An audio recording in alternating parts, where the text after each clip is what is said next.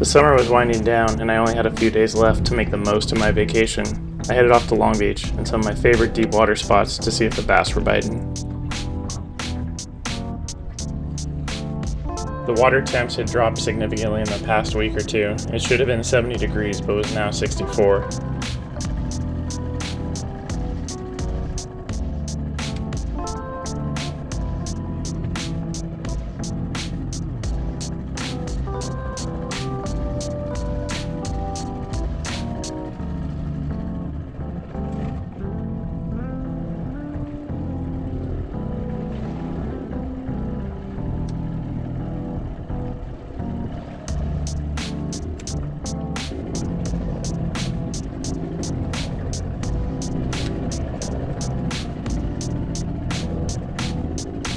After looking around, I found some fish that wanted to bite in about 90 feet of water.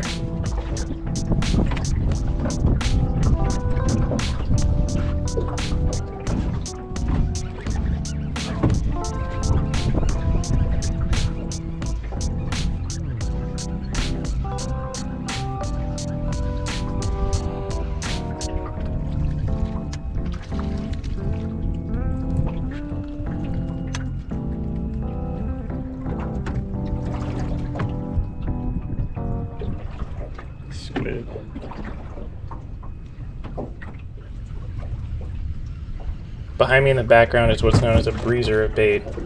There were 2 to 3 inch anchovies, what we call pinheads, covering just about every spot I went to today.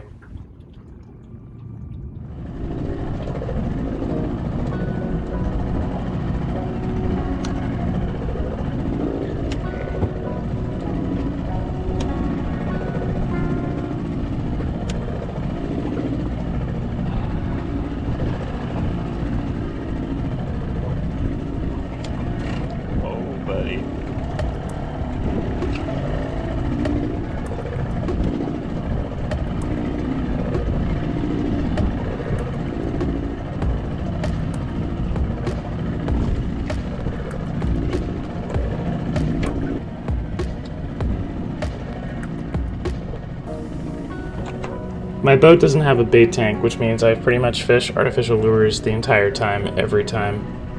When I'm out, I like to fish 2 rods, and this lets me fish either different kinds of baits or at different depths, or even just put out a wider spread as I'm drifting through an area.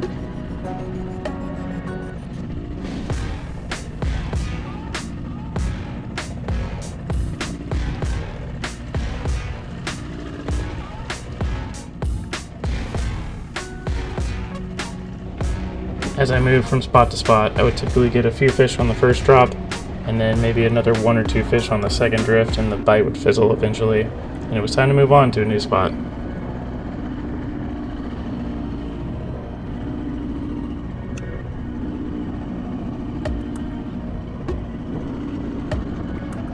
One of the most interesting things about fishing a boat rod is how many fish seem to prefer no action at all, or what I call a dead stick. At the same time that the fish are eating the dead stick rod, they'll also go after a very fast presentation. It doesn't make a whole lot of sense, but that's fishing.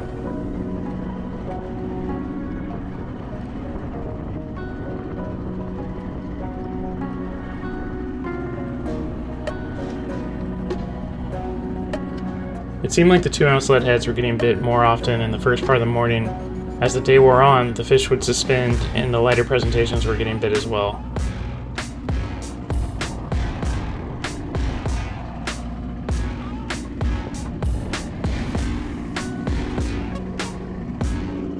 Not having a troll motor or an anchor that I tend to use means I'm using the boat's engine bumping in and out of reverse to maintain position on a spot.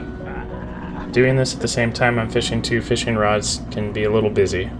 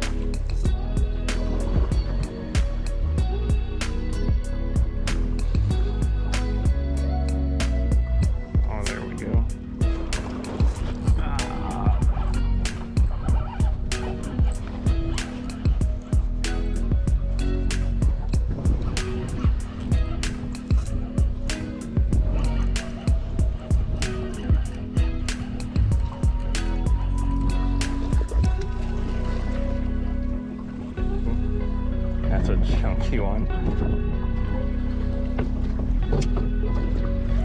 There are a couple go-to colors I always find myself starting off fishing. Typically, I like to fish a clear with red flake, a brown or new penny, and also some sort of green bait.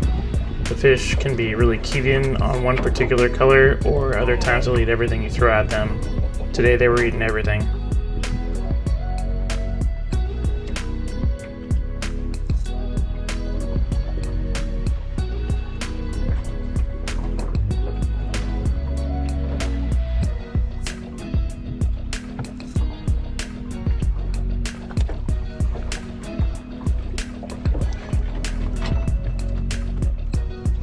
One of my favorite things about fishing is being able to provide friends and family with some locally caught fish, and this was the 5th one that I kept for my limit.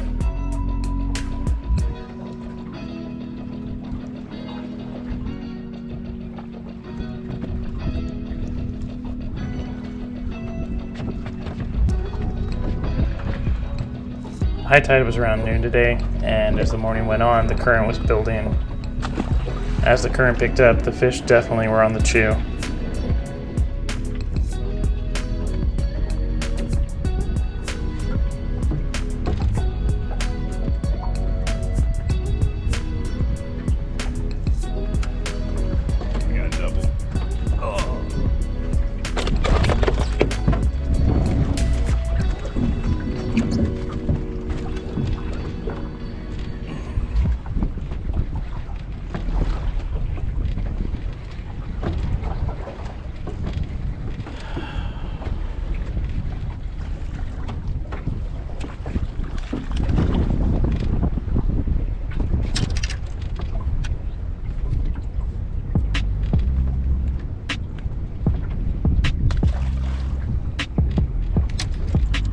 As the fish were getting more aggressive, they started eating on the retrieve and not just on the sink or the fall.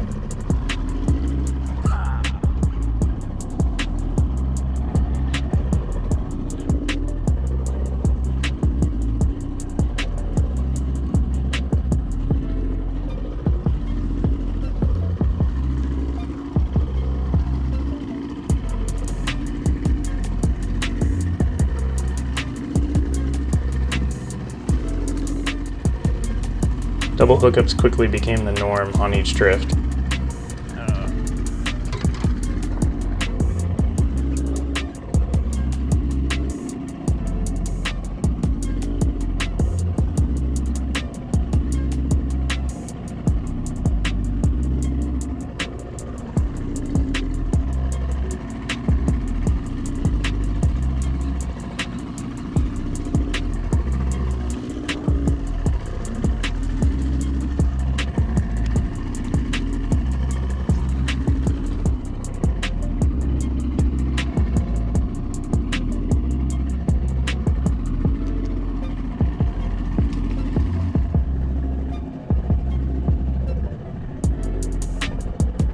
A lot of times a fish will grab the tail but not get the hook on a swim bait, and what I find to be really effective is free spool, let the bait sink for a second, and then take out the slack of the line, and usually the fish will be right there on the other end.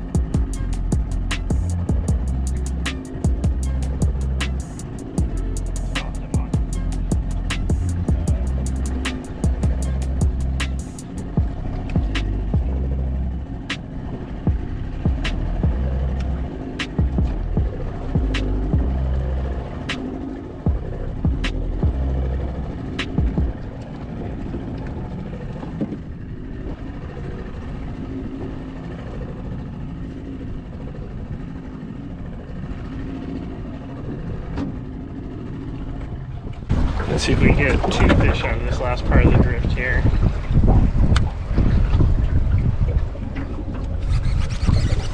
Obviously on the swim bait.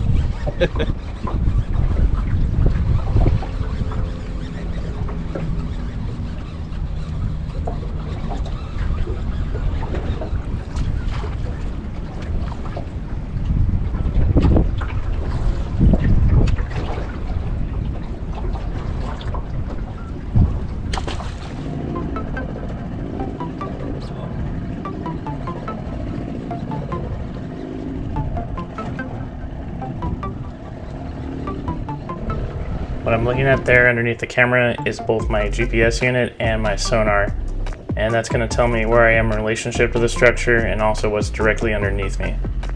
My boat drifts bow first, which means I get a sneak preview of what's about to happen.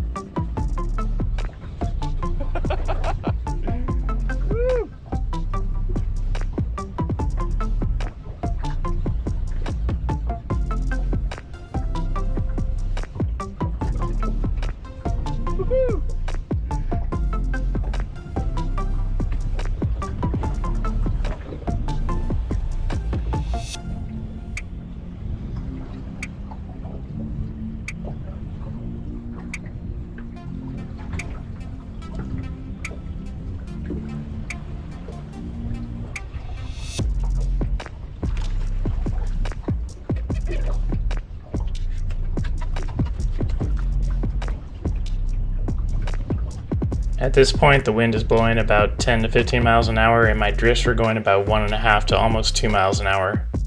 The spot that I was fishing was pretty small, which meant I only had about 30 or 45 seconds tops to fish before I had to reposition the boat.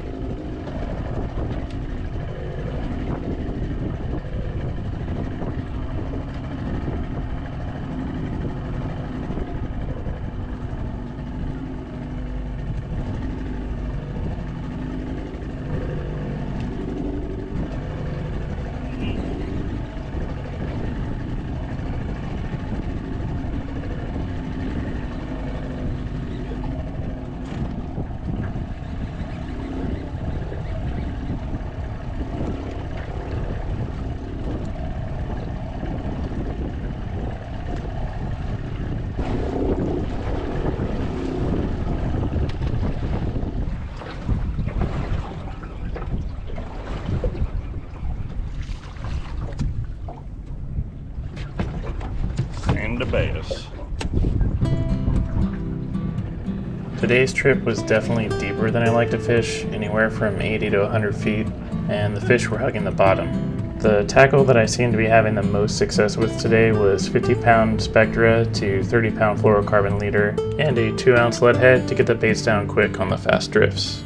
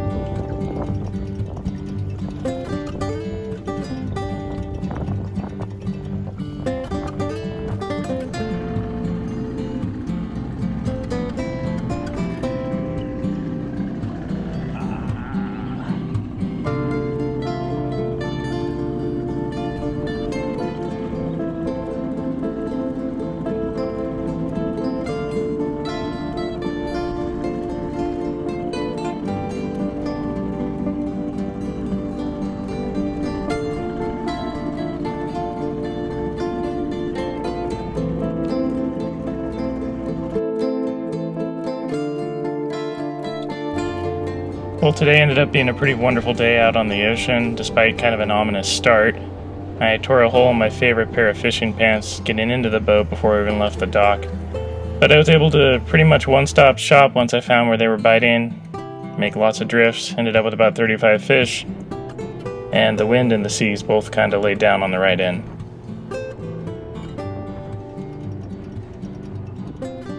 I hope you enjoyed today's video. Thanks for watching.